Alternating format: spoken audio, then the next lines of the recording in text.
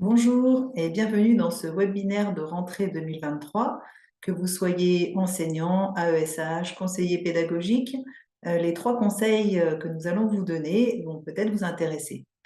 Georgia Bonita, professeure ressources TSA du 93, m'accompagne pour présenter ces conseils. Je suis Camille Schneider, professeure ressources Académie de Paris, détachée au CRAIF. Donc voici le premier conseil sur l'entretien de rentrée. Cet entretien de rentrée est obligatoire pour tous les élèves avec une reconnaissance de handicap, donc un dossier MDPH. Cet entretien a été prévu dans la circulaire de la rentrée 2019. Et donc, il s'agit d'une rencontre entre la famille, l'AESH et l'enseignant ou le professeur principal de l'élève. L'élève peut également être présent si il a envie de se présenter lui-même et s'il est en capacité de le faire. Cette réunion est très importante car c'est vraiment à ce moment-là que la famille va pouvoir vous présenter le mode d'emploi de son enfant, ce que l'enfant aime, comment il apprend, voilà, tout ce que la famille connaît de son enfant, et elle en connaît évidemment beaucoup, va pouvoir vous aider à mettre en place des adaptations pédagogiques dans la classe, et pour l'AESH, va pouvoir l'aider à accompagner au plus près cet élève dans ses besoins. Je vous propose un outil pour mener cette réunion de rentrée. Ça s'appelle carte d'identité TSA, elle est sur le site du CRAIF, l'adresse est indiquée sur cette slide. Il s'agit juste d'un support pour mener l'entretien ou pour échanger plus facilement. Ce support peut être donné en amont de la réunion à la famille pour qu'elle puisse commencer à le remplir ce qu'elle désire vous communiquer comme information. Et peut-être qu'elle va le faire avec l'orthophoniste, le psychomotricien, un autre professionnel ou un autre membre de la famille. Si la famille est non francophone ou qu'elle ne peut pas écrire en français, peut-être qu'elle va faire appel à un interprète pour pouvoir écrire des renseignements ou venir à cette réunion avec une traductrice. Il faut que vraiment vous pensiez que cette réunion va pouvoir vous apporter les éléments qui vont vous permettre de travailler le plus en réseau autour de l'enfant. C'est comme ça que vous allez déjà d'une part gagner du temps sur les observations de rentrée et puis aller au plus près et limiter du coup les troubles du comportement qui pourraient apparaître si vous aviez si vous faisiez des choses qui ne correspondent pas aux besoins de l'enfant. C'est la cohérence des actions menées autour de l'élève qui vont faire qu'il va progresser plus vite et où ça va être plus simple. Donc, il faut vraiment créer un lien, avoir des interlocuteurs, que vous sachiez où sont les ressources dans la communauté scolaire, bien entendu, mais aussi par rapport à la famille et par rapport aux libéraux ou aux CESAD qui sont autour de l'élève.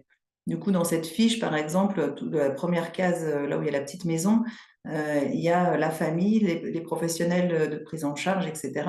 Donc peut-être, par exemple, que la famille vous donnera le numéro de téléphone de l'enseignant, d'un éducateur du CESAD ou de l'orthophoniste qui suit l'élève, parce que cette personne est en mesure d'échanger avec vous et de pouvoir vous donner des indications, par exemple, sur le mode de communication de l'enfant. Si l'enfant est non-verbal ou si l'enfant est verbal, à quel niveau il en est, ou voilà. Donc, vous allez pouvoir prendre des informations vraiment primordiales et vous allez gagner du temps par rapport à des observations que vous allez pouvoir faire a posteriori une fois que vous aurez les informations. Juste pour resituer pour les enseignants de l'ordinaire qui n'ont pas l'habitude de savoir comment ça se passe. Donc, la famille demande une première reconnaissance de handicap, à la MDPH, une fois qu'ils ont un diagnostic ou même avant un diagnostic de TSA. Et puis, donc, c'est l'école ou le collège, en tous les cas, c'est un directeur qui rédige le GEVASCO première demande. Ce GEVASCO est envoyé à l'enseignante référente qui, lui, fera les autres réunions annuelles une fois pour les GEVASCO suivants. Et elle transmet ce GEVASCO à la maison du handicap, à la MDPH. Il y a une commission qui rédige un PPS ou pas, mais en tous les cas, il y a une commission qui va adresser des notifications à la famille pour l'enfant. Donc, ça peut être une notification d'AESH, ça peut être une notification d'avoir un ordinateur portable, une tablette, un classeur de communication. Voilà, toutes ces préconisations sont notifiées par la MDPH et donc vont jusqu'à la famille. Donc, tous les ans, il y a au moins une réunion avec l'équipe de suivi de scolarisation où il va y avoir de nouvelles demandes faites à la MDPH lors de cette réunion. Cette réunion, bien sûr, elle se prépare. Donc, vous pouvez avoir un deuxième entretien avec la famille, en plus de l'entretien de rentrée, avant de pouvoir faire cette réunion d'équipe de scolarisation où il va y avoir des demandes faites à la MDPH. Donc, cette réunion d'équipe de suivi de scolarisation sont présents donc l'enseignant référent qui la dirige, la famille, bien entendu, l'enseignant, l'AESH, et ça c'est vraiment important de pouvoir s'organiser dans l'école lorsqu'il y a une réunion de SS, à faire en sorte que l'AESH puisse être présent, même s'il suit plusieurs enfants et que ce n'est pas sur un créneau de l'enfant habituel. C'est vraiment important, c'est comme l'AESH, c'est la personne qui est le plus à même de donner des indications sur le quotidien de l'enfant. C'est la personne qui l'observe de plus près et qui l'accompagne au quotidien. Le directeur ou le chef d'établissement, les paramédicaux autant que possible, et s'il y a un CESAD, les paramédicaux ou les éducateurs du CESAD. Si les paramédicaux ne peuvent pas se déplacer ou le CESAD ne peut pas venir, la famille doit, mais ne sait pas toujours, qu'elle peut demander un petit bilan de parcours pour faire un petit état des lieux, un petit point étape, et par écrit par ces paramédicaux qui ne peuvent pas se déplacer à la réunion de SS afin de les joindre au GEVASCO. De même, l'enseignant peut faire des photocopies du travail de l'élève. L'AESH peut aussi apporter du matériel ou des photocopies de choses qu'a faites l'élève. Plus il y aurait de documents qui sera joint à ce GEVASCO, et plus la MDPH sera en mesure, lors de la commission, de notifier vraiment en fonction des besoins de l'élève. Donc, cette réunion est très importante. Il n'y a pas de prise de décision lors de la réunion d'équipe de suivi de scolarisation, mais il y a vraiment des demandes faites par la famille, qui est décisionnaire, des demandes, mais aussi des propositions de l'école ou des propositions des paramédicaux pour demander des choses à la MDPH. Ça peut être aussi un aménagement du temps scolaire, ça peut être, voilà, c'est assez varié, c'est vraiment en fonction des besoins de l'élève. Donc, voilà, je reviens en arrière. Donc, la réunion de rentrée qui doit être faite avant la Toussaint, avec la famille, à minima, donc la famille, l'enseignant et l'AESH, pour avoir vraiment des indications, le mode d'emploi de l'enfant, de l'élève, et puis que l'école puisse aussi dire comment se passent les premières journées à la famille. Et puis, tous les ans, à minima tous les ans, la réunion d'équipe de suivi de scolarisation, où il y a beaucoup plus de personnes et qui est beaucoup plus formelle. Le conseil numéro 2, ce sera plus sur la façon de procéder dans l'aménagement de la classe. C'est proposer un environnement stable et épuré et structuré pour l'élève. Voilà, ce sont des enfants en général qui ont vraiment besoin d'un cadre visuel assez simple pour pouvoir s'y retrouver et de rituels et de constance dans les aménagements. Donc, ce sont des conseils qui ont été rédigés pour l'Académie de Paris. Ça, ce sont les conseils pour l'enseignant qui peut adapter et aménager le travail. Donc, décomposer les consignes, travailler sur les mêmes supports, essayer de donner qu'une seule information à la fois pour que l'élève ne soit pas en surcharge cognitive. Essayer de bien faire attention au niveau de langage de l'enfant qui n'a pas forcément le même niveau en réceptif et en expressif. Donc, vraiment s'adapter à ces deux niveaux de communication, aider l'élève à gérer son stress, son anxiété, lui expliquer les aptitudes sociales qui sont peu développées chez les enfants TSA, Et puis, ralentir le débit verbal, laisser du temps à l'élève et aller doucement, prévoir, anticiper, voilà, tout ce qui peut structurer tout ce qui va se passer. Vous pouvez donc observer, bien sûr, ses points faibles et ses points d'appui, donc son intérêt pour pouvoir personnaliser son travail. Et là, effectivement, les renseignements de la famille vont être primordiaux dans les premiers temps. Instaurer un cadre, vraiment un repère structurant et sécurisant en s'appuyant sur du visuel, que ce soit de l'écrit ou des images. On va vous montrer après avec Georgia un emploi du temps visuel, comment on peut structurer un espace de classe, un box d'autonomie pour travailler en individuel ou avec l'AESH. Et puis, bien travailler en réseau avec la famille et les professionnels qui sont autour de l'enfant. Pour l'AESH, bien sûr, il va falloir qu'il établisse une relation de confiance avec l'élève, de façon à ce que l'élève accepte de faire ce que l'AESH lui propose et que l'AESH puisse aider, puisse donner des guidances, guider l'élève sans faire à sa place. Un petit conseil pour l'AESH, c'est d'éviter de parler en même temps que l'enseignant et de parler le moins possible parce que les élèves TSA ont souvent des surcharges sensorielles rapides et donc d'entendre l'enseignant, d'essayer de comprendre ce qu'il dit et puis en même temps d'avoir l'AESH juste à côté qui répète la consigne, l'élève se retrouve en double tâche et donc risque d'être en surcharge sensorielle assez rapidement. Favoriser au maximum les relations entre l'AESH et l'élève et du coup penser à la position où se trouve l'élève et l'AESH les uns par rapport à l'autre. Est-ce qu'on est à côté, derrière, devant? Est-ce qu'il chuchote la consigne? Est-ce que l'AESH va remontrer la consigne sans rien dire? Voilà, il y a toutes ces choses à penser.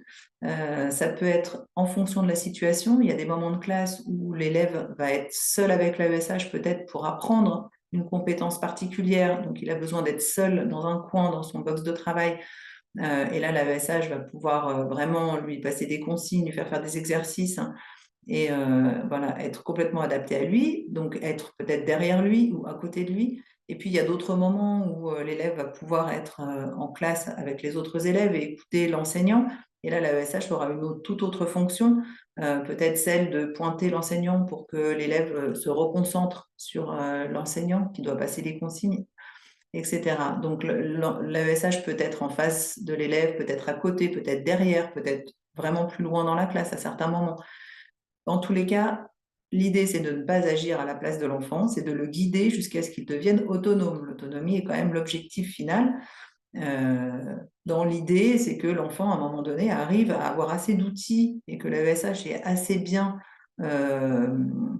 conditionné l'élève pour qu'il puisse faire tout seul et du coup pouvoir ne plus être présente. L'AESH, à long terme, c'est juste un moment donné, un besoin pour l'élève, mais qui doit aussi s'estomper. Donc, je vous propose de regarder la vidéo de Georgia qui a été tournée à la Maison de l'Autisme, qui vous présente le matériel qu'on peut mettre en place dans une classe. Donc ici, à la Maison de l'Autisme, vous avez la possibilité de voir l'aménagement d'un espace pour un élève, un travail autonome. Vous avez ici différents outils. Ici, le timer, justement pour se représenter le temps. L'élève travaille pendant 10 minutes. Au bout de ces 10 minutes, il y a une petite sonnerie qui lui dit « c'est terminé ». C'est un outil très efficace. Concernant le temps aussi, la représentation, vous avez l'emploi du temps individuel. L'élève saisit le pictogramme, lecture, le pose dans l'activité à réaliser, s'assoit à son poste de travail, effectue l'activité. Une fois terminé, range le pictogramme, c'est fini. Vous voyez ici dans cet espace un outil ici qu'on appelle le tabouret à bascule. Pour certains enfants, vous savez bien qu'il a un côté vestibulaire, un besoin à s'agiter, nécessaire pour certains enfants. Pas tout le monde, mais pour certains, c'est nécessaire. Dans cet espace de travail, vous avez aussi le classeur de communication. C'est un classeur qui permet à l'élève de dire « j'ai envie de chocolat ». peut-être pas à l'école. Mais en tout cas, j'ai besoin de prendre mon cahier rouge. Pour certains élèves, la communication fait descendre les comportements inadaptés. Dans cet espace, vous verrez aussi à la maison de l'autisme le contrat par économie de jetons. Je travaille pour faire du vélo. Je travaille pour la pâte à modeler. L'enfant gagne des jetons qu'il place ici et ensuite à l'activité qu'il souhaitait réaliser. Vous avez aussi, bien sûr, dans ce travail en autonomie, ces bacs. Je vous fais la démonstration. L'enfant prend le bac numéro 1. Il se repère numéro 1. Il a l'activité à réaliser. Ici, bien sûr, tout ce qui est vissé, dévissé. Il s'installe à son poste de travail, effectue l'activité. C'est fini. Il passe à la deuxième activité. Numéro 2, il pose. Tout ça en autonomie, ça s'apprend. Il s'assoit, réalise l'activité et ainsi de suite, range. Dans cette configuration, vous avez aussi l'analyse peut-être des émotions difficiles à appréhender pour nos élèves avec TSA. Je suis très anxieux. Je suis très agité. Que puis-je avoir comme solution? Tu pourrais peut-être taper dans un coussin. On a une proposition de solution. L'élève donc arrive à comprendre ses émotions, à mettre des mots et ensuite à trouver une solution. C'est ce qu'on appelle aussi l'autorégulation. Le dernier outil qu'on peut aussi vous proposer, le casque anti-bruit. Lorsque l'enfant travaille en autonomie ici à son poste de travail, il peut être gêné par le bruit environnant des autres élèves en activité. À ce moment-là, il peut saisir le casque anti-bruit, le poser, ce qui permet de rester concentré sur l'activité tout en écoutant les consignes de l'AESH, ce qui filtre le bruit des autres élèves qui sont aussi en situation d'apprentissage. Ce casque, vous pouvez bien sûr le proposer à tous les élèves afin que ce ne soit pas stigmatisant. Le conseil numéro 3, c'est pour l'enseignant de demander la visite du professeur ressources autisme de son département. Donc, depuis 2019, il y a un professeur ressources autisme dans chaque département, voire plusieurs.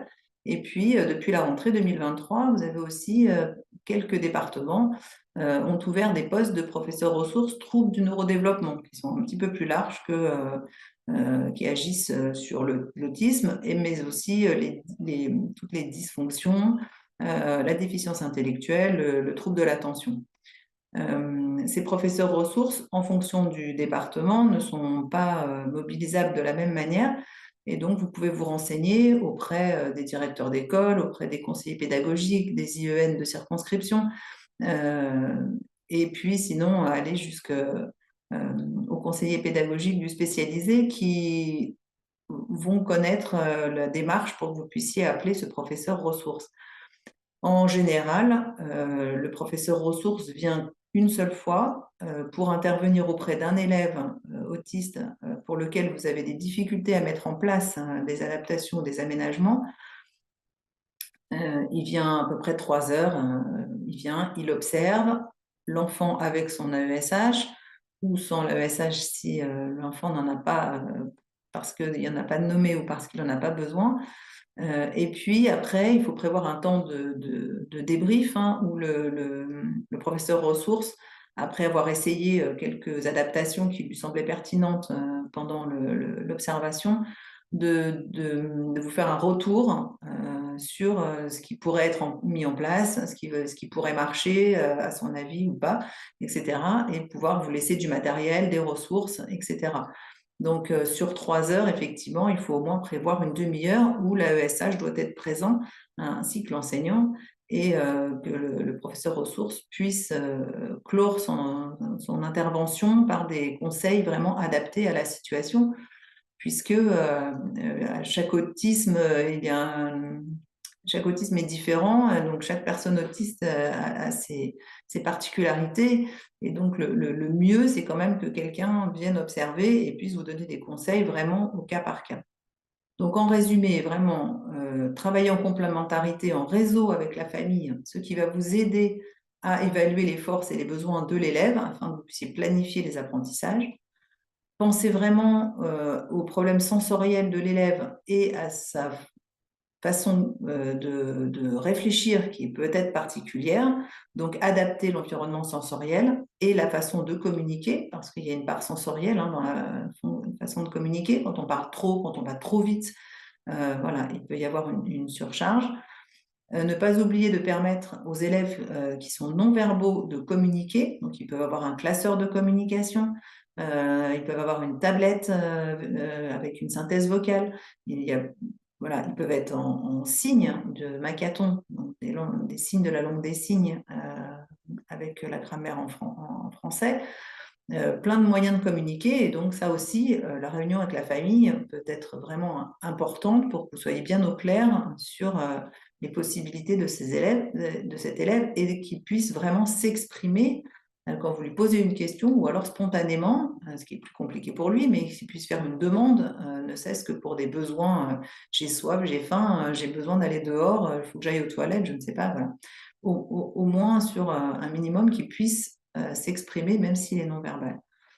Adapter votre démarche pédagogique pour l'enseignant et le matériel, et l'AESH doit bien entendu s'approprier le matériel et les adaptations que l'enseignant va mettre en place, et essayer de développer les aptitudes sociales de l'enfant.